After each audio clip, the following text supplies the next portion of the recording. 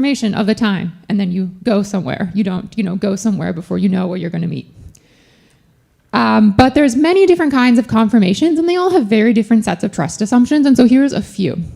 And so obviously you have something like Ethereum finality, and you know the trust assumption. It's like, okay, no greater than 2/3 of this, no greater than 1/3 of the stake is dishonest, and you're also going to assume there's no social forking. But this is like a very kind of well understood confirmation. You have an L2 sequencer confirmation, which if you choose to trust, you're assuming that the sequencer is not going to equivocate and that they're not going to go offline or censor you. That would then trigger something like force inclusion. There's also in the off-chain world, there's like traditional financial settlement. And this is when, you're actually moving funds between these banks. And this assumes, that you're basically, these large institutions aren't going to collapse. So for example, settlement in traditional finance could break if something like the DTCC just all of a sudden lost all of their databases. But I want to go with one of mempool inclusion, because mempool inclusion is something we often don't think about as a confirmation, but I think it illustrates how you can take this concept very abstractly. So the fact that your transaction shows up in the mempool in Ethereum is like a very weak confirmation, obviously, right? Like there's really not a very good guarantee it will be executed. But if you do recall, several years ago, this is how you used to interact with Ethereum, or like this is how I used to interact with Ethereum, because you would set your fee and it wouldn't necessarily get included in the next block. So you'd be like, all right, I'm going to walk, as long as I see it's in the mempool, I'm going to assume that it'll eventually be included. And the point of this is that a mempool inclusion is arguably a very poor confirmation, but it is a confirmation based on some trust assumption. Like you can assume that if some validator includes your transaction, that is actually final and will not be reverted, even though it's very weak. And a lot of the times we like to order these trust assumptions along a spectrum. We like to say Ethereum finality is fundamentally more secure than an L2 sequencer confirmation. And I'm going to argue that that's not the case. These are actually very difficult to compare. A lot of times there is some sort of social consensus on the spectrum of trust assumptions, so I think you'd be hard to find someone who would say mempool inclusion is actually a stronger confirmation than Ethereum finality. I would be interested to find the person who thinks that. But I would argue that they actually are fundamentally incomparable because they rely on different assumptions. So for example, you can imagine that all of us here think Ethereum finality is incredibly secure. But you could imagine potentially some sort of large US governmental agency actually trusts traditional financial settlement more than Ethereum finality. But we trust Ethereum finality more than traditional financial settlement. You could also imagine the case where you do actually trust the L2 sequencer confirmation more than you trust Ethereum finality. And I know that seems kind of weird, right? But you could say, okay, what if this L2 sequencer is run by a very well-known product or a well-known project, and let's say Ethereum has some sort of social fork, like the DAO happens. Maybe you trust that the L2 sequencer is going to follow a certain fork no matter what. An example of this would be like USDC. So let's say Ethereum, something terrible happens, there's another form of the DAO hack, and there's a fork. You might trust that a sequencer confirmation based because you know that they're going to follow the fork that USDC follows. So this is kind of an example where these confirmations and the trust assumptions are they are not apples to apples, and this is the abstract way of thinking about it. But the problem with this, of course, is that all of these trust assumptions are so complicated. Oftentimes you say, oh, Ethereum finality, which, I'm using Ethereum finality because that's kind of the base trust assumption everybody has. You're not just trusting, as I showed on the previous slide, you're not just trusting that there's 2/3 honest stake. You're also trusting social consensus. And we often don't think about that, but it's very true in all of these. So then that kind of begs the question, how do you define finality? And I would argue defining finality is kind of a lot of the time is not really a very useful exercise, but I'm going to do it anyway. And I would say finality is the confirmation that you treat as risk-free. So you treat the trust assumptions as risk-free and you do not price them in. So if we go back to this example, why do we treat Ethereum finality as risk-free? Why do we call it finality? It's because we assume that there will always be 2/3 on a stake, and we don't need to account for that risk. Like we don't add any sort of like extra, fees or anything like that. But you could imagine like that isn't always the case, but we treat it as risk-free. And this gets into another thing, which is, okay, well, what is the nature of a confirmation? And a lot of times, we talk about how when an L2 posts data to Ethereum, that's when, and Ethereum finalizes that data, that is when the L2 is finalized. And for a long time, I was in that boat as well. And I've actually quite recently changed my opinion that finality ultimately does include proof execution. The reason that we treat L2s as final once they post data finalized on Ethereum, even if they have not posted a ZK proof or the fraud proof has not elapsed, is because we treat the proof system as risk-free. The proof system is itself comes with many trust assumptions, but we treat it as risk-free, which is why we treat just data being finalized as finality. And so if a confirmation is ultimately, and finality is ultimately about proving some sort of execution, then why do we have, all of these other steps? Well, the reason is because you can kind of have this branching off based on your trust assumptions. So, for example, if you kind of only trust this inclusion phase and you can treat the rest of this as risk-free, then you can trust an L2 sequencer confirmation as final. And so you can branch off. So this is kind of why we have the structure of these confirmations today. And generally speaking, we have decided that this is the social consensus of the risk-free boundary. And that's not always the case, but this is what you see in the L2s in Ethereum, is that you need to come to consensus on the data, but we assume once you do that the data will be deterministically executed, and so we don't need to care about the execution proof part as part of finality. But again, there are trust assumptions in the provers. And I think that that's a very reasonable trust assumption to make. This is a very reasonable risk boundary to make. But it's fundamentally, there are trust assumptions in there. So, okay, so we have all of these trust assumptions, and it's kind of an absolute mess. And this is often when you talk about interop between L2s and L chains and all of these different chains, the issue that you come up with is these trust assumptions create this web that is just absolutely unmanageable. So when you look at a lot of the bridges, for example, between chains, a lot of them are multisigs. And a multisig is just a trust assumption. A multisig is a form of a proof. So when we talk about a proof, it doesn't need to be a ZK proof or a fraud proof. It's just something that we trust to prove the state. But the issue with a lot of these multisigs, and this isn't getting into the issue of this talk isn't about why we shouldn't use multisigs. The issue is that each of these multisigs has different trust assumptions. So you have chain A, chain B, and chain C. And to bridge between chain A and B, you have to trust one multisig set of operators. But then to bridge between chain B and C, there's a different set. And then C to A is a completely different set. And now you have this exponentially growing web of these trust assumptions that's impossible for us to understand. And that's really not very good.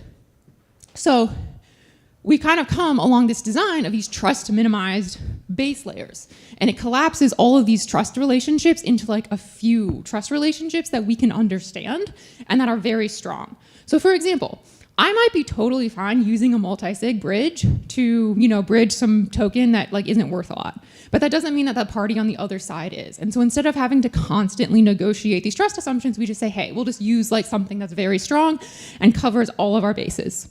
So this is what Ethereum is, this is what Espresso is. It's these trust minimized base layers that just simplify this web.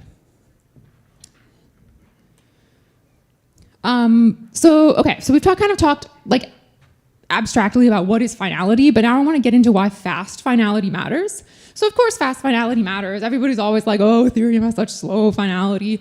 But I kind of want to go into why you actually want real-time finality, and maybe why in a lot of cases it actually doesn't matter to get real-time finality. Because real-time finality is incredibly important for capital mobility specifically. I think that's the biggest use case. But there's other things where arguably 15 minutes on Ethereum is probably perfectly fine. But I would make an analogy to kind of this pipe, which is you can imagine liquidity flowing through this pipe, and your trust assumptions are the outside of the pipe. And so if you have very little capital flowing through your system, so like this would be, for example, very small capital flowing between like two different chains, your trust assumptions are probably fine. They don't carry a lot of risk. But when you start putting a lot more capital through, then all of a sudden, your trust assumptions can break and it's a mess. Or rather, if your trust assumptions break, it's like very, very bad. And this is kind of the fundamental reason why you want to use something that's highly secure for a mint and burn bridge. So obviously there are many mint and burn bridges that use multi-sigs, unfortunately, but this is why so many L2s and so many of the largest L2s that have tons of capital on them only use Ethereum and like the fraud-proof mechanism for their canonical mint and burn bridge. Because what you need is like a strong set, you need to have strong finality, which means you have very few trust assumptions or weaker, it depends on how you define it, but something like Ethereum finality or true BFT consensus finality to like hold you in. And I think that this is not a new concept. Okay, so faster finality though equals more capital mobility. And the specific thing about this is because you do mint and burn bridging. So the way to get true capital mobility is to like actually be able to, quote, physically, I guess it's not physical, but physically move your capital from one place to another. When you think about the traditional financial system, when they settle, they're also not physically moving their capital, but they're essentially moving it from one place to another. And the more capital mobility you have across all of these chains in the ecosystem, the more capital efficiency that you have. So, for example, I think sometimes it's good to make analogies to traditional finance. When traditional finance, it used to take 3 days to settle something, and then it went to 2 days, and now it's 1 day. And when it went from 2 days to 1 day, they actually saw a 30% increase, or a 30% increase in capital efficiency, basically, because you had so much capital that did not have to sit around. And actually, I'd argue that today, we think about the traditional financial system being like terrible and on-chain is so much better. Today, we arguably have worse capital mobility on-chain than you do in the traditional financial system because most roll-ups in Ethereum are optimistic roll-ups and it takes 7 days to move your capital. So this is actually quite a huge problem. So faster finality, more interoperability. So I guess I was going to go through like a quick example to kind of showcase this. This can be super quick, but the idea is like, all right, let's say you have some sort of like collateral chain and you have some asset chain and you need to like access this asset on the other chain. And then you need to kind of like pledge it back. This could essentially be the same thing as like, you need to essentially what this is you need to access liquidity on a different chain. And of course, you're only going to use some notion of finality for this, which I'll get into why. But the thing is, like, all of this is like this huge risk that you take. So going back to this idea that finality is risk-free, but this is a kind of a different risk, but it's like you have all of this time here. And so if you have faster finality, you reduce your risk. And that's incredibly important when you have like huge amounts of capital flow going through the system. But okay, so here I kind of have this diagram and you have slow finality, fast finality, slow confirmation, fast confirmation, weak confirmation, strong confirmation. And obviously these are kind of arbitrary buckets. But this is where I'm going to kind of make a comment specifically about some of the other interoperability solutions, specifically solvers. So when you have weak confirmations, this is like fundamentally the reason we have solvers. And a lot of the times we think interop is solved between chains because you have solvers who front liquidity on one chain and they get paid back on the other chain. That is actually not a solution to interoperability. I mean, it is, but really what it is a band-aid over the fact that you have slow finality and slow proving times. Like that's fundamentally what it is. And solvers are they actually do not improve capital mobility because they are just, taking funds on a chain, like they are fronting you funds that already exist on that chain, but they are constrained by liquidity. So there have been many examples in which you have a ton of demand on one chain to buy like some NFT, for example, and solvers, all of their liquidity dries up and they can no longer serve users. So solvers are a very good solution. And I also want to separate the solving aspect from the actual liquidity providing. So solvers actually perform two functions. One is solving and one is providing liquidity. Solving is a separate, I'm mostly talking about providing liquidity. But yeah, so solvers are like a band-aid solution over this, and what you actually want is real-time finality, so you can do native mint and burn bridging between all of these chains. That is the most optimal solution and unlocks the most capital mobility. And this is the solution that we should aim for. I think sometimes we don't realize the cost that we are paying. So even in the solver case, you say, okay, well, solvers have to wait 7 days to rebalance through the canonical bridge of L2s. And you say, no, they don't. They just like rebalance through a centralized exchange, or they rebalance, they go to someone else and they rebalance. And that is how it works in practice. But ultimately, someone is paying the cost of not being able to move their capital across these chains. Usually it ends up then being the centralized exchange, and they are then charging fees, to account for the fact that they can't move that capital. And it is not the most optimal system. Fundamentally, I think that we know that. And so we should move towards a system that has real-time finality so you can get real-time capital mobility. And this is the same for the traditional financial system as well. So anyway, kind of this top part is you have strong confirmation. This would be like finality. And then you also have fast, and you get real-time interop. So we always talk about liquidity fragmentation and all of all of this junk between chains. And the only way you can truly fix that is you need real-time finality, and that should be our goal. So, okay, I only have 2 minutes left. So I briefly want to comment, I suppose, on synchronous composability, because this kind of sits outside of the box, and there's a lot that could be said about synchronous composability. And you say, okay, well, actually, synchronous composability solves all of this. You actually don't need real-time finality if you have synchronous composability, because they both compose in real time. And so, okay, maybe our goal should just be to have synchronous composability. And what I'm going to argue is that that is very nice in theory. The actual most optimal solution for all of this would just be that everything runs on Ethereum. Not on Ethereum L2s, just literally on the Ethereum L1. That would be the most optimal outcome. But that is fundamentally unrealistic.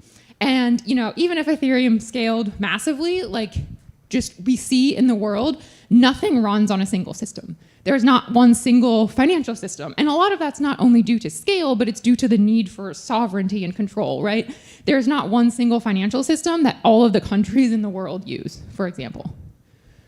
So I'm going to argue that synchronous composability is a very good theoretical solution, but it's impractical.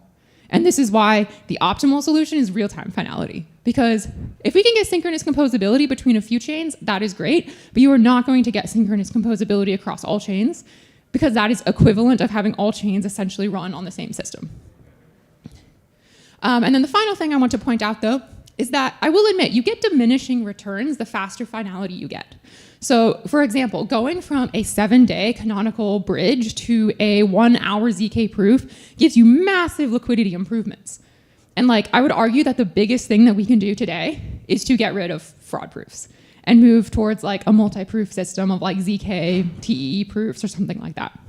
That is the largest thing that we can do. When you actually look at it, we all talk about how Ethereum has this really slow finality, but that's not the bottleneck at all.